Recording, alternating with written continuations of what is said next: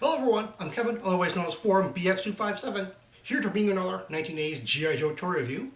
And today I'll be taking a look at the second version of the G.I. Joe Commander, the 1986 Hawk, or as some people refer to him as General Hawk. Now, the Hawk character makes his first appearance in the old Marvel comic run in issue number 1, which at the time he is a colonel.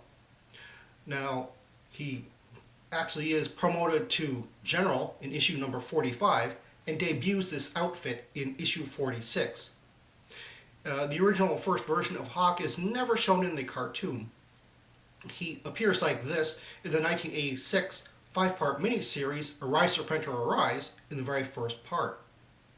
Now, a lot of people think that the first version of Hawk and this version are vastly different because the first version of Hawk was actually blonde, whereas this version has brown hair.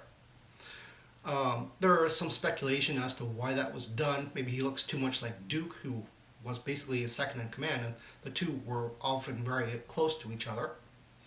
I'm not quite sure about that. In the cartoon, he had black hair, so again, I don't know why they decided to make him look so different with the different hair colors. Another interesting thing is that the first version of Hawk was only a driver figure and was packed in with an accessory, box accessory, so it was actually very hard to get the figure just by itself. Whereas this version of Hawk is a retail figure, so he was on the pegs and very much in the consciousness of the people buying the toys. This well-sculpted and iconic look for Hawk comes with a field pack, which looks a lot like the 1985 Flint's backpack, but is clearly a different sculpt. He comes with a helmet,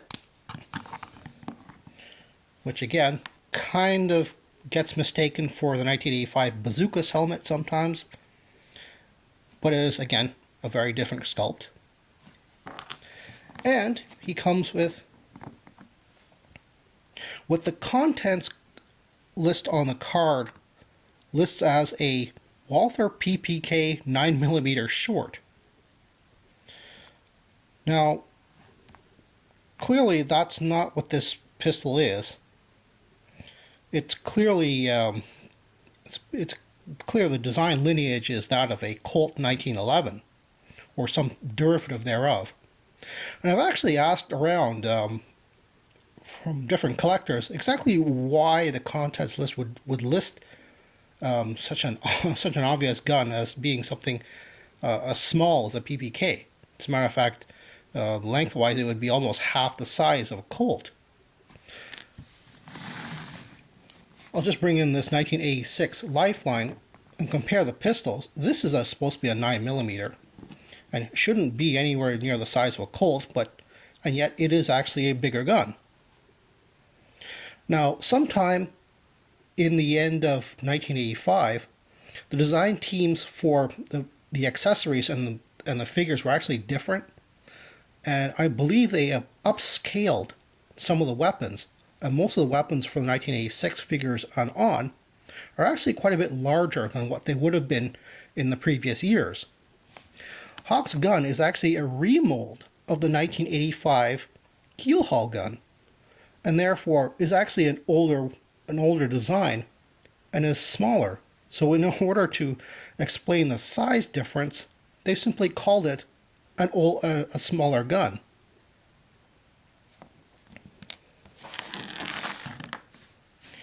I'll just give a quick comparison between the old and the new Hawk. And as you can see from the differences in the way their faces and the heads look, they almost look like two different characters altogether. However, they do share one similarity, and that is they have Hasbro's wonderful metallic paint. The wonderful silver which rubs off if you look at it funny.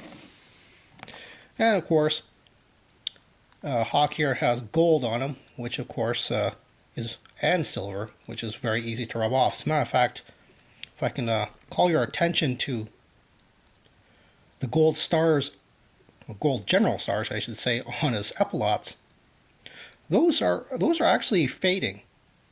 they're actually kind of a little hard to see, but they actually can fade, even if the figure is sealed on the card, which is rather unfortunate.